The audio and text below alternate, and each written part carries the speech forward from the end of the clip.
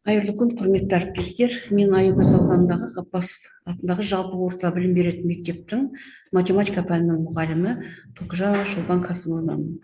Өздеріңіз білесіздер, оқушыларды өмірге дайындау қазіргі күнде өте өткір қойылып отырған мәселе. Осыған орай авторлық бағдарламамда тақырыбы математика пәнінде күнделікті өмірмен байланыс арқылы функционалдық сауаттылықты дамыту тақырыбын алдым.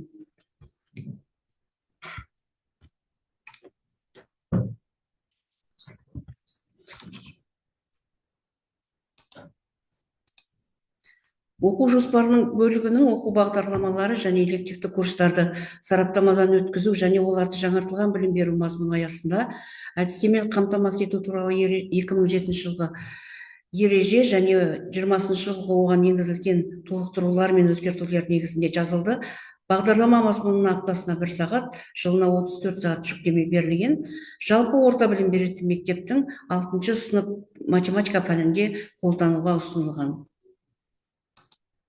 Бағдарламаның мақсатына келетін болсақ, бір мақсат қойылды: математика пәнінде күнделікті өмірмен байланыс арқылы функционалдық сауаттылықты дамыту.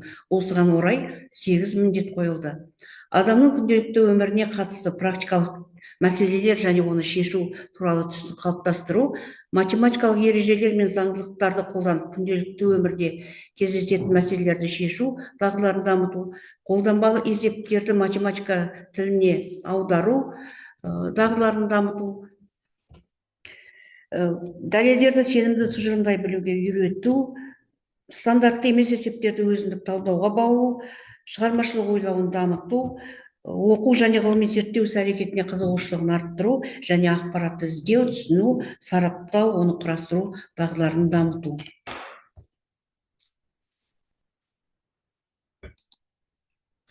Бағдарламаның жаңалығына келетін болсақ, мен өзім күнделікті оқу процесінде проблемалық технологияны жиі қолданамын. Осыған орай педагогикалық жаңалығымда оқушылардың функционалдық сауаттылығын арттыру үшін проблемалық оқыту мен проблемалық технологияны математиканың көмегімен қоршаған ортаның мәселесіне қалай қолданатындығын зерттейді. Ал психологиялық жаңалығына келетін болсақ, математиканы күнделікті өмірмен байланыстыра оқыту арқылы оқушылардың өмір бойы білім алу оқу дағдысын қалыптастыру болмақ. Бағдарламаның өзектілігі аталған тақырып, өздеріңіз білесіздер, бүкіл әлемдік білім беру үрдісінде 20 ғасырдың 50 жылдардан бері өзекті болып отыр. Бұл біздің қазақстандық білім беру жүйесінде де білім сапасын арттырумен бірге оқушыларды шынайы өмірге бейімдеу мәселесі өзекті. Оның үстіне мен өзім жұмыс істейтін Ғаппасов орта мектебінің де негізгі өзекті тақырыбы жаңартылған білім беру бағдарламасы аясында оқушыларды жеке, қоғамдық және кәсіби өмірдің барлық саласында математиканы қолдануға тиімді дайындау қазіргі білім беру жүйесінде маңызды болмақ. Ал күтілетін нәтижеге келетін болсақ, күтілетін нәтиже бұл алдында қойылған міндеттерден шықты. Адамның күнделікті өміріне қатысты практикалық мәселелер және оны шешу жолдары туралы түсінік қалыптасады. Математикалық ережелер мен заңдылықтарды қолданып күнделікті өмірде кездесетін мәселелерді шешу дағдысын дамытады. Қолданбалы есептерді математика тіліне аударуға дағдыланады. Дәлелдерді сенімді тұжырымдай білуге үйренеді. Стандартты емес есептерді өзіндік талдауға үйренеді. Шығармашылық ойлауын дамытады. Оқу және ғылыми зерттеу іс-әрекетіне қызығушылығын танытады және ақпаратты іздеу, талдау, түсіндіру, құрастыру дағдыларын дамытады. Осымен бағдарламаның түсінік хат бөлімі аяқталды. Келесі авторлық бағдарламаның құрылымында тұрақталу бөлімі, нормативтік бөлім, ақпараттық әдістемелік бөлім, пайдаланған әдебиеттер және қысқа мерзімді жоспармен аяқтадым.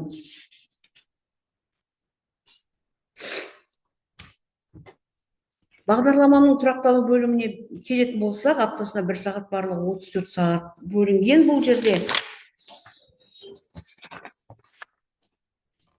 тұрақталу бөлімінде бүкіл тақырыптар А, В және С деңгейлі тақырыптарға бөлінген. А деңгейлі тақырыпқа 1 сағаттан барлығы 6 тақырып берілді. В деңгейлі тақырыпқа 2 сағаттан барлығы 11 сағат берілді. С деңгейлі тақырыпқа 3 сағаттан барлығы 2 сағаттан барлығы 6 сағат берілді. Тақырып 2 тақырып. 3 сағаттан сонда 6 сағат болды. Келесі нормативті бөлімінде бұл жерде тақырыбы, оқу мақсаты жазылды және бүкіл тақырыптар лекциялық және тәжірибелік сағаттарға бөлінді.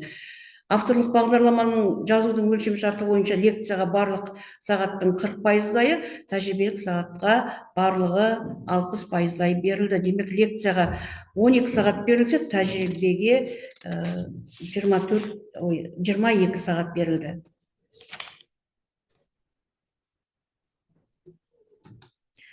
Келесі менің авторлық жаңағы бүкіл тақырыптар 4 бөлімге бөлінді. Күнделікті өмірдегі математикаға 10 сағат, математика және мамандыққа 9 сағат, математика және бизнеске 4 сағат, математика және қоғам бөліміне 11 сағат берілді. Бұл жерде, мысалы, күнделікті өмірдегі математика бөліміне келетін болсақ, кіріспе бөлімінен математиканы не үшін оқып үйренеміз, жергілікті жердің жоспары, бөлмеге жиһаздарды орналастыру және жөндеу жұмысының құнын есептеу, отбасы бюджеті, жалақы қалай есептеледі, электр энергиясы қанша тұрады деген сияқты тақырыптарды қамтыды. Бұл жерде проблемалық оқыту технологиясы, топтық технология және кезеңдеп оқыту технологиясы қолданылды. Келесі бөлімде математика және мамандық деп аталды. Бұл жерде 9 сағат берілді ғой деймін. Тамақ өнеркәсібіндегі математика, медицинадағы математика, математика және өнер, жеңіл өнеркәсіптегі математика, қызмет көрсету саласындағы математика, математика және спорт деген тақырыптарды қамтыды. Бұл жерде де 3 педагогикалық технология жазылды: сын тұрғысынан ойлау технологиясы, жекелеп оқыту технологиясы және өзіндік даму технологиясы. Сол сияқты математика және бизнес бөлімінде экономика және бизнес товардың құны деген тақырыптарды қамти отырып, модульдік оқыту технологиясы, ақпараттық коммуникативтік оқыту технологиясы, дамыта оқыту технологиясы қолданылды. Бұған 4 сағат берілген. Математика және қоғам тақырыбына да айыппұл және салық сатылымдар, тарифтер, дауыс беру және авторлық бағдарламаның соңында іскерлік ойын сабағы өткізілді. Математика өмір айнасы деген тақырыпта.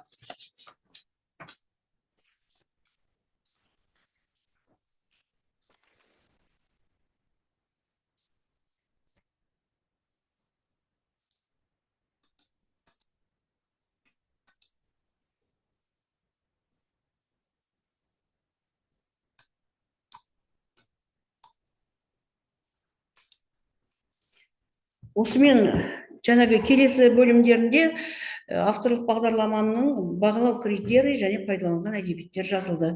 Пайдаланған әдебиеттер мұғалімдер үшін жеке, оқушылар үшін жеке жазылды. Осылайша авторлық бағдарламаны жазып шықтым. Тақырып қазіргі білім беру саласындағы өте өткір тақырыптардың бірі деп ойлаймын. Оның үстіне халықаралық PISA тестінде де біздің міне ОБТ форматы да қазір жаңа форматқа ауысқалы жатыр. Осыған орай авторлық бағдарламаны таптырмас оқу құралы болады деп ойлаймын. Рахмет тыңдағандарыңызға.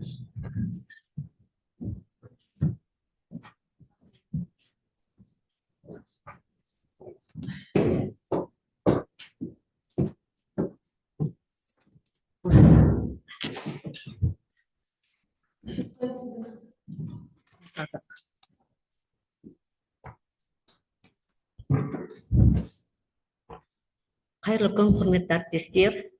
Мен Аягөз қалалық нөмір 5 орта мектептің математика пәні мұғалімімін. Менің авторлық бағдарламам PISA халықаралық зерттеулер жүргізу аясындағы логикалық есептерді шығару. яғни 9-шы, 10-шы, 11-ші сыныптарға арналған.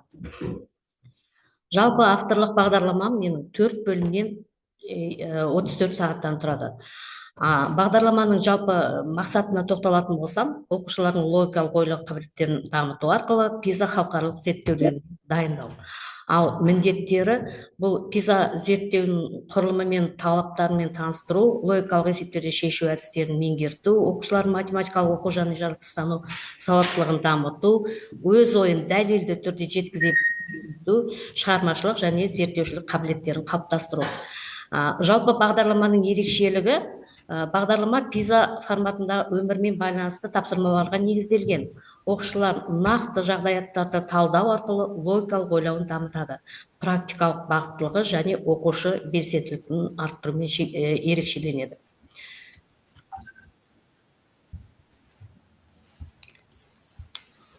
Күтілетін нәтижеге тоқталатын болсақ, бұл бағдарламаны оқу барысында оқушылар логикалық есептерді өз бетінше шығара алады, PISA үлгісіндегі тапсырмаларды орындау дағдысы қалыптасады, функционалдық сауаттылық деңгейі артады, сыни және аналитикалық ойлау қабілеті дамиды.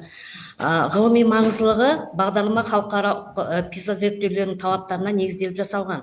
Ол оқушылардың білімін өмірлік жағдайларға қолдану қабілетін дамытудың ғылыми әдістерінің негізін қалыптастырады. Жаңалығы, бұл бағдарлама PISA талаптарына сәйкес логикалық есептерді шешуге бағытталған. Оқушылардың аналитикалық ойлау қабілеттерін арттыруға көмектеседі.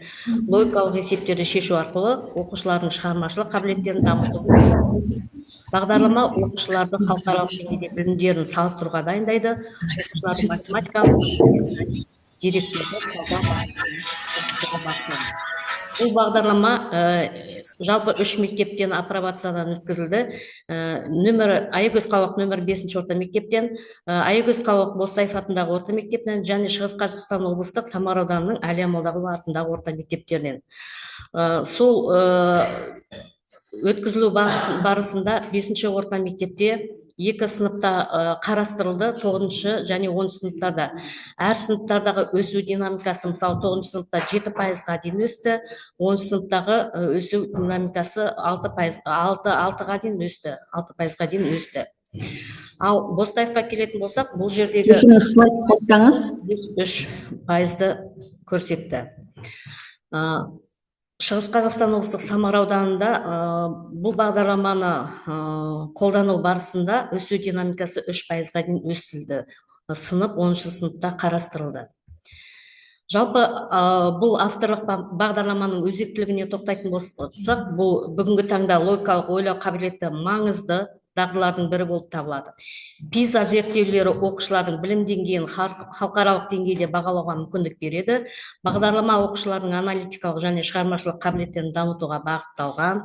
Логикалық есептерді шешу оқушылардың өмірлік дағдыларын арттыруға көмектеседі. Бағдарлама оқушыларды болашақта табысты болуға дайындауға бағытталған. Қорыта келіп айтатын болсам, бұл авторлық бағдарлама оқушылардың логикалық ойлауын жетілдіруге, халықаралық бағалау жүйелеріне бейімделуіне мүмкіндік береді. Бағдарламаның оқу процесінде қолдану білім сапасын арттыруға ықпал етеді. Оқушы осы жолда зерттеуші де бола алады, ғалым да бола алады, тіпті жас кәсіпкер де бола алады. Әрбір берілген 34 сағат бұл 34 мүмкіндік деп қарастыруға болады. Әр сағат жаңа ой, жаңа тәжірибе, жаңа жетістік. Бүгінгі оқушы тек білім алушы емес, ол ертеңгі жас маман, ғалым, кәсіпкер, елдің тірегі. Назарларыңызға рахмет.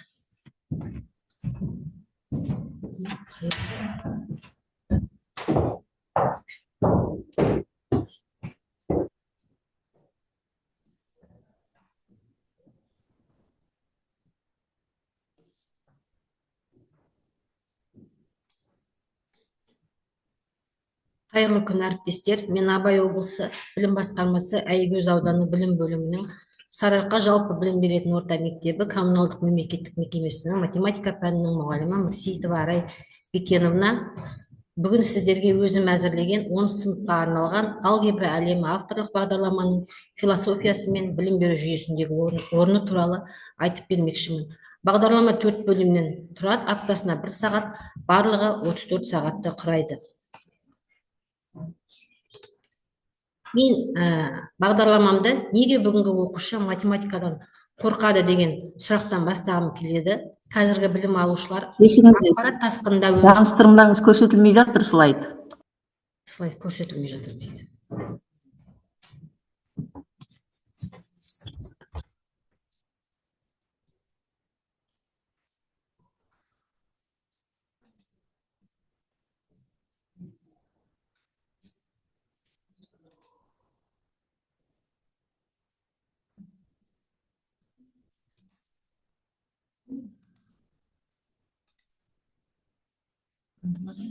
Слайд көрінді ма, әріптестер?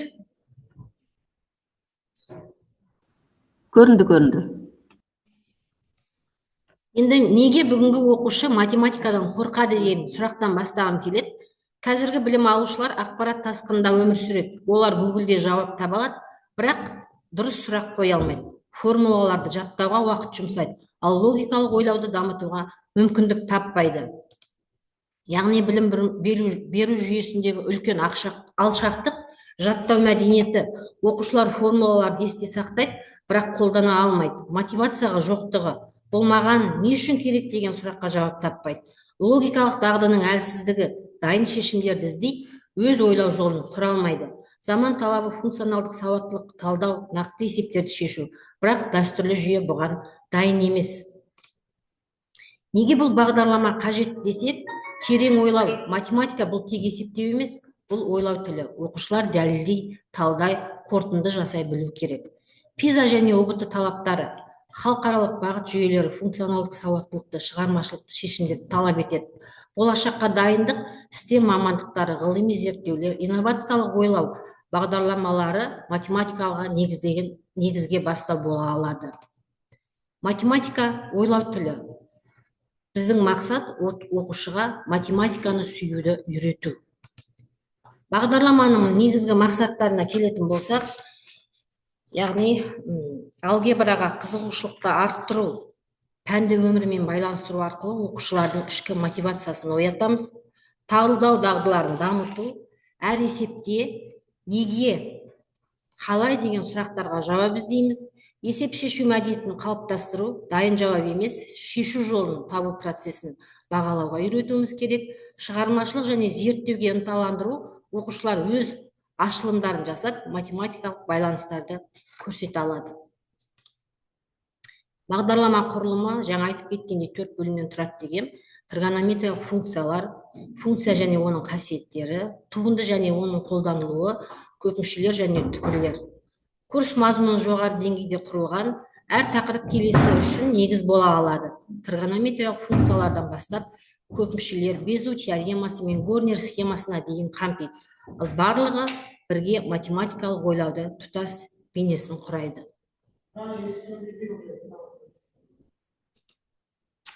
Сабақта қолдану әдістері белсенділік пен ынтымақтастыққа, яғни бағдаршам әдісі, 2 жұлдыз 1 тілек, миға шабуыл, Вен диаграммасы, карточкалармен жұмыс, практикалық есептер, яғни математиканы өмірмен байланыстыру есептері қарастырылған. Сабақ үлгілері теориядан практикаға, графиктер құру, яғни функционалды визуализациялау, түрлендірулерді қолдану, нақты есептер, физика, экономика, геометриядағы қолданыстар, тригонометриялық түрлендірулер, формулалардан гөрі логикаға, яғни әр сабақта оқушылар тек дайын жауап емес, шешімге ақпарат қолдауды табуға үйренеді, сұрақтар қояды, болжау жасайды, тексере алады. Нәтижесінде біз қандай оқушы тәрбиелейміз? Өз ойын дәлелдей алатын, яғни өз шешімін логикаға негіздеп түсіндіретін, туынды функция, тригонометрия практикада қолдана алатын тұлға, және математикалық байқаулар, олимпиада, ғылыми жұмыстар да зерттей алатын. Нәтижесінде біз тек формулаларды жаттаған емес, математиканы өмірлік құрал ретінде түсіндіретін оқушыны тәрбиелеуіміз керек. Ол есептің шешу жолын түсіндіреді, дәлелдейді, тиімді тәсілдерді таңдайды. Яғни ОБТ, PISA-да функционалдық сауаттылық, талдау дағдылары, шығармашылық есептерді шешу, яғни ОБТ-ға жоғарғы дайындықпен, STEM-дегі бағдар, болашақ инженерлер, программистер, ғалымдар үшін беретін математикалық негіз, болашақ мамандықтарға бағдар беру.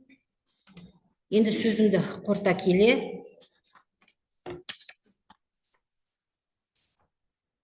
алгебра әлемі бағдарламасын жай оқу құралы ретінде емес, оқушыны дамытатын, танымдық қызығушылықтарды арттыратын, интеллектуалдық серпіліс беретін жүйе ретінде жасадым. Бағдарламаның нәтижелері білім беру саласындағы оң өзгерістерге негіз бола алады деген ойдамын.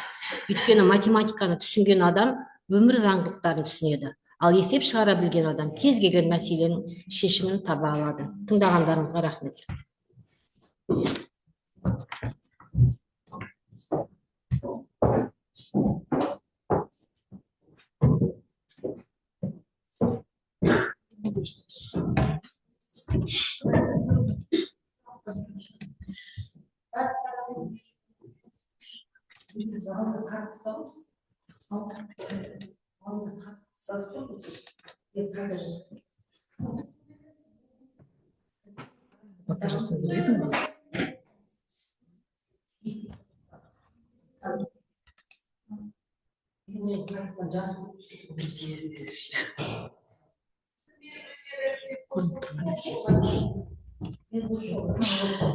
Сәлеметсіздер ме, құрметті әріптестер. Мен Жұмагулова Айнұр Ришатовна, номер 10 Қазақ мектеп гимназиясының информатика пәні мұғалімі болам. Бүгінгі бағдарламамның тақырыбы скретч бағдарламалау ортасында қазақтың ұлттық ойындарын программалау.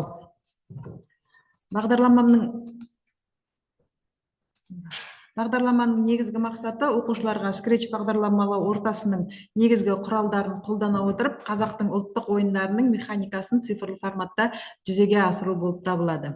Скретч негізгі міндеттері скретч бағдарламалау ортасының негізгі блоктарын, айнымалылар мен тізімдерді қолдануға бағытталған, оқушының қиялына еркіндік береді, жобаны жоспарлай алады, жобаның алгоритмін құралады, құрылған алгоритм арқылы программадағы скретч бағдарламалау ортасында қазақтың ұлттық ойындарын ойнауға мүмкіндік алады. Бағдарламаның негізгі өзектілігі қазіргі заманда программалау функционалдық сауаттылықтың негізгі элементі. Осы скретч программалау ортасын қолдану арқылы, яғни программада кодтарды жазу арқылы оқушы қазақтың ұлттық құндылықтарына негізделген жұмыстарды жүзеге асырылады және болашақ IT мамандықтарына бағдар бере алады.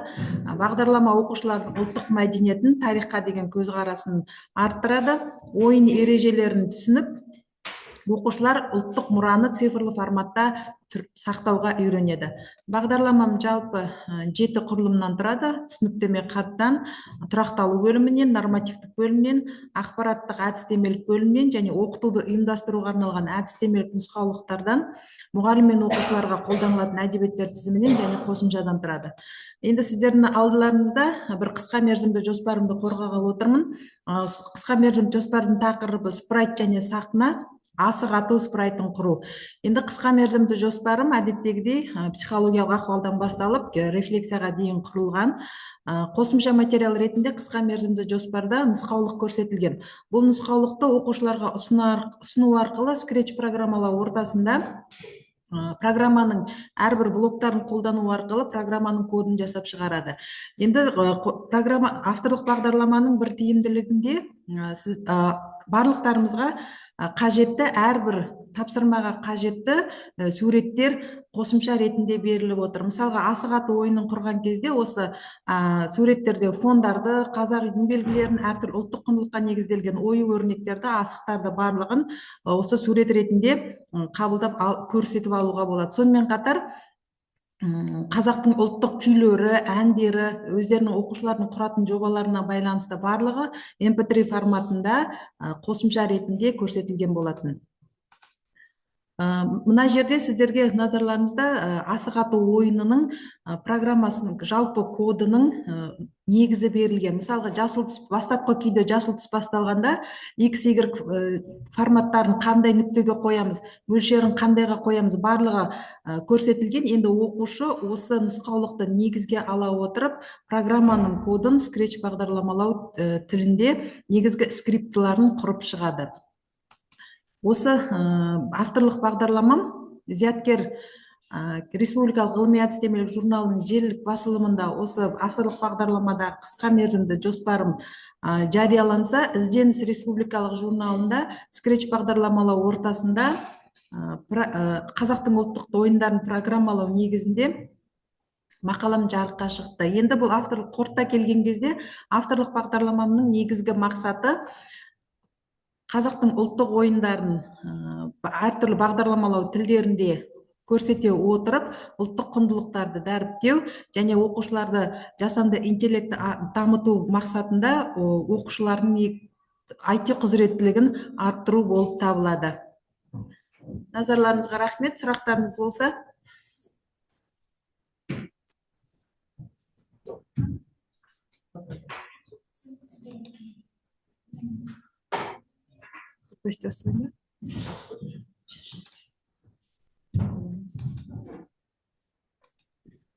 Өте керемет, рахмет.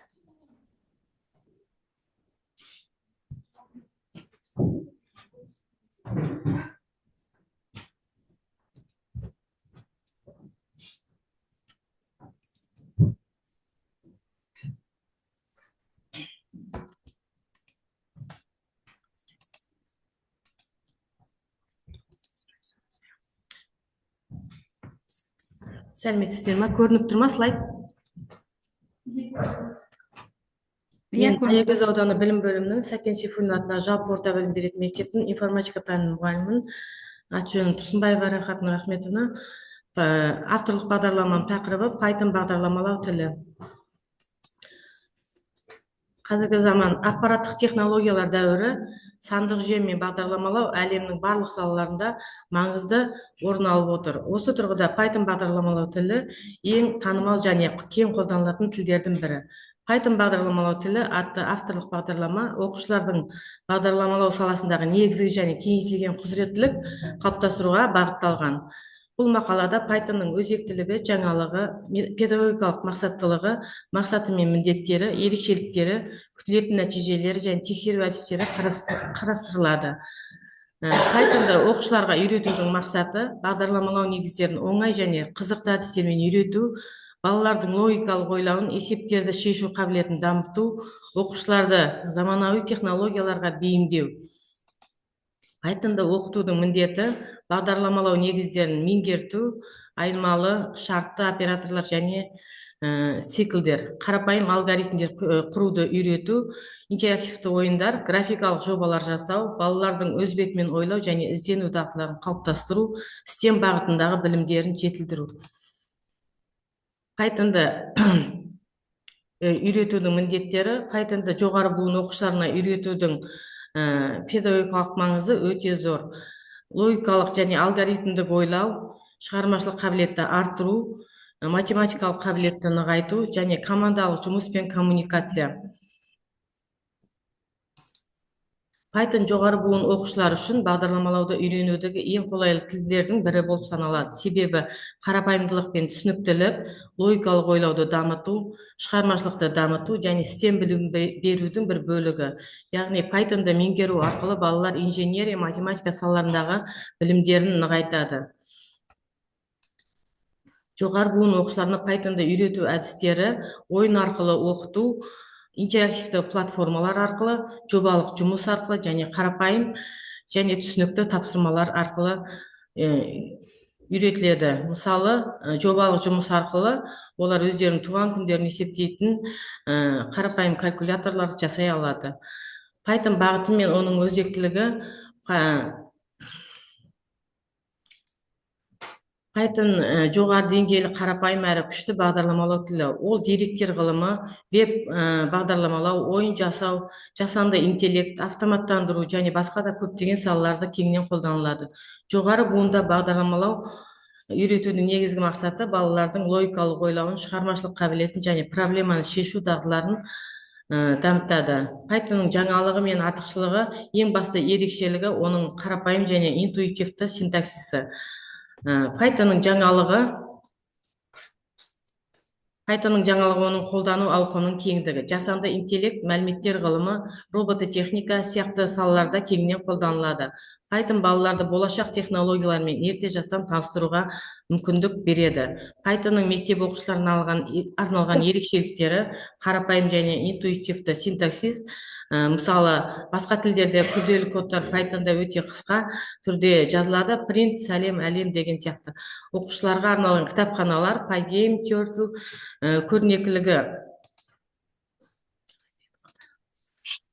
көрнекілігі жоғары, ойын арқылы оқыту.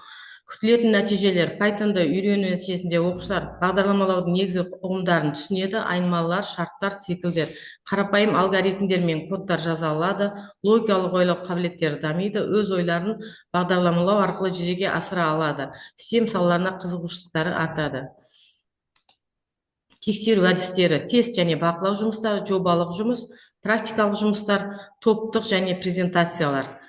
Бағдарлама 10-11 сынып оқушыларына арналған информатика бойынша бастапқы білімдері бар оқушыларға есептелген. Бағдарлама құрылымы 34 сабақтан тұрады.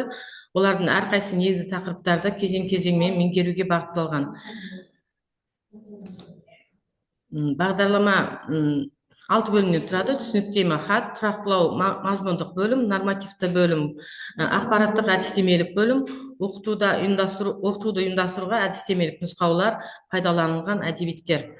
Екінші құрылым тұрақтылау және мазмұндық бөлім. Оқу пәннің құрылымы мен мазмұны барынша толық және нақты бейнеленген бағдарламадан тұрады. Үшінші құрылым нормативті бөлім, күнтізбелік тақырыптық жоспар, аптасына 1 сағат, барлығы 34 сағатқа арналған. Төртінші құрылым ақпараттық әдістемелік бөлім, Python бағдарлама тілі бағдарламасындағы тапсырмаларды бағалау критерийлері, бағалау әдістері, әдістемелік ұсыныстар. Бесінші құрылым оқытуды ұйымдастыруға әдістемелік нұсқаулар, яғни оқу тәрбие үрдісін ұйымдастырудың әдістері мен тәсілдеріне сипаттама, сабақ өткізу формасы. КМЖ осы авторлық бағдарламада. Алтыншы құрылым пайдаланған әдебиеттер. Қорытынды: Pythonды оқыту барысында ойын арқылы үйрету, интерактивті тапсырмалар мен жобалық жұмыстар жасау сияқты әдістер тиімді нәтиже береді. Оқушылар бұл тілді меңгеру арқылы логикалық ойлау, шығармашылық қабілетін, есептерді шешу дағдыларын дамытады. Python бағдарлама тілінің болашағы жасанды интеллект, деректер ғылымы, робототехника, ашық кодты жобалар, Қазақстандағы білім беру жоғары оқу орындарында және IT курстарында Pythonды оқыту қарқынды дамуда. Назарларыңызға рахмет.